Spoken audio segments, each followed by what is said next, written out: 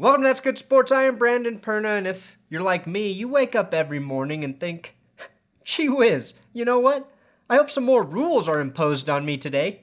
Things are pretty good in my life. Hell, near perfect. But hopefully an authority figure makes my life even better today with some more rules about how to live my life. That's why I personally love this time of year when the NFL makes more rule changes to the game we all love. That's good sports. You ever wonder what I got in these suit jackets? That's a bag of Cheetos.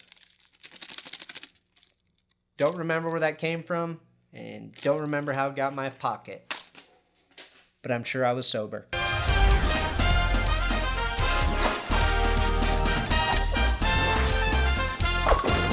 The NFL adopted 7 new permanent rule changes that will apply to the 2016 season and 2 new changes that will be tested during the 2016 season.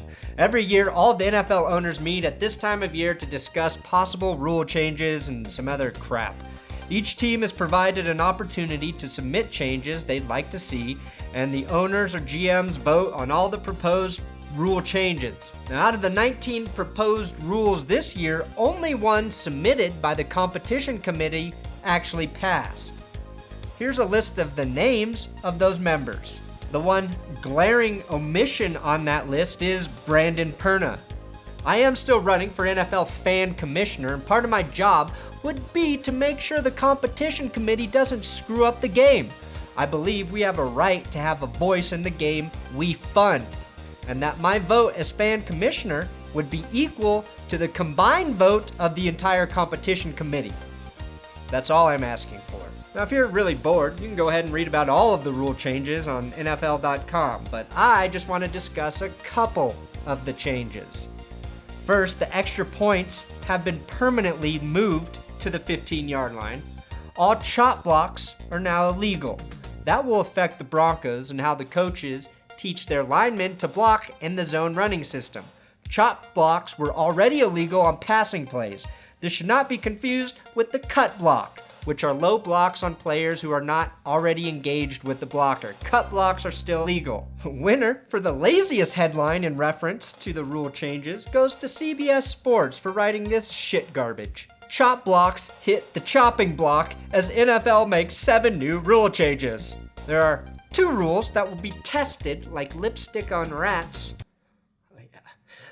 for the 2016 season, and one of those rules is the ball will be spotted at the 25-yard line for touchbacks.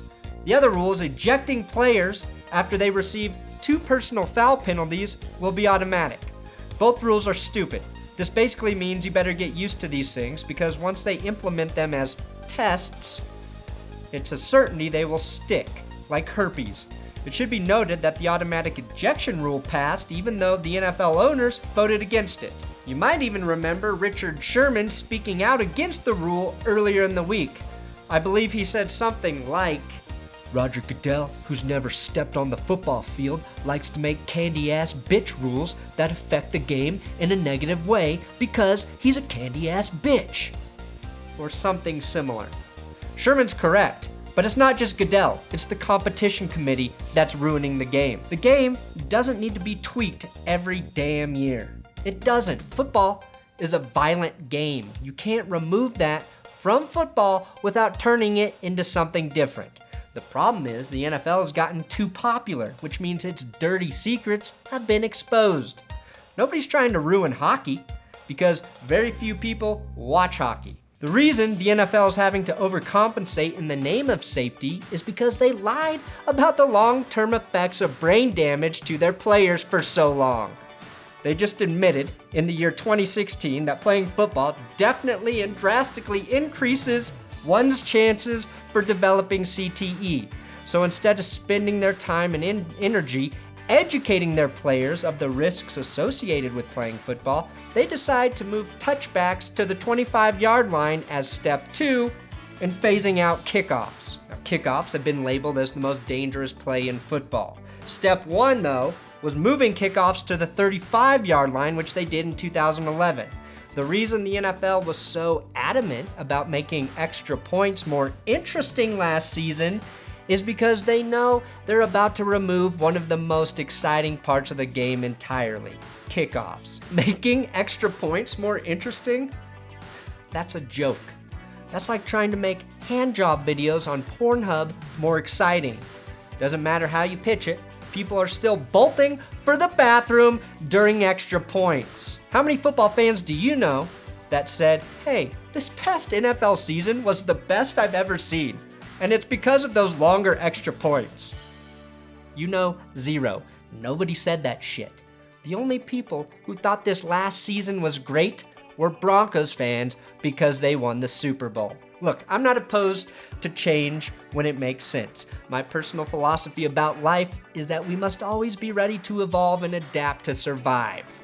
Making the NFL game safer is part of that, and kickoffs are a dangerous play in the game. Removing them will make it safer for some players, especially guys who are fighting for roster spots every season.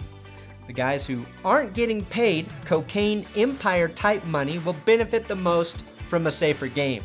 Another reason the NFL wants the game to be safer, besides the public scrutiny it's under, is that the NFL hates taking care of its players after they retire. That's why former players collectively sued the greedy-ass league a couple years ago. I admire and respect the courage it takes to play a violent game like football. That's what makes it fascinating to watch. And I think as long as all players get educated about CTE and its correlation to the game by the NFL, by college football programs, and even high school football programs, that it's okay for players to be out there by choice doing something that's very dangerous. And we don't need to try and tweak it every year to make it something different in the name of safety. Once they say this is for safety, it's like nobody can argue with it. Because if you argue against safety, you're an asshole, right? If you want the game to stay the same, you're an asshole. The NFL's the assholes, what I'm trying to say. Trying to make the game ultra safe is only a necessity if the players aren't aware of the risks. That's why we have this problem now. The only way to make football safe is to not allow anyone to play it. Soccer's been labeled a safe sport, but soccer has a very high percentage of concussions as well. There are risks in playing sports to your body, just like there are risks in drinking every day, but nobody's limiting how much I drink. Why? Because my body, my choice. The ground causes a large percentage of concussions in the game.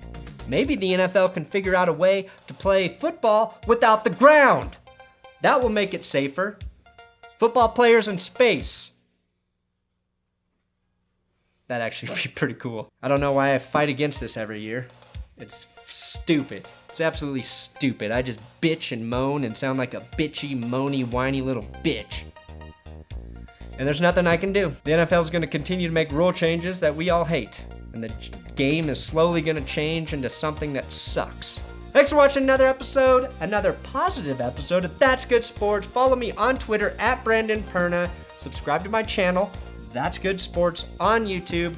Also, my videos are featured on the Mile High Report. Make sure you check them out there. Lots of great stuff being cranked out, Broncos related, every day on the Mile High Report. If somebody can figure out how to get me in as fan commissioner, I'd really appreciate it. So if you're watching this show and you're either a lawyer, a senator, or John Elway, make some calls for me. I won't let you down.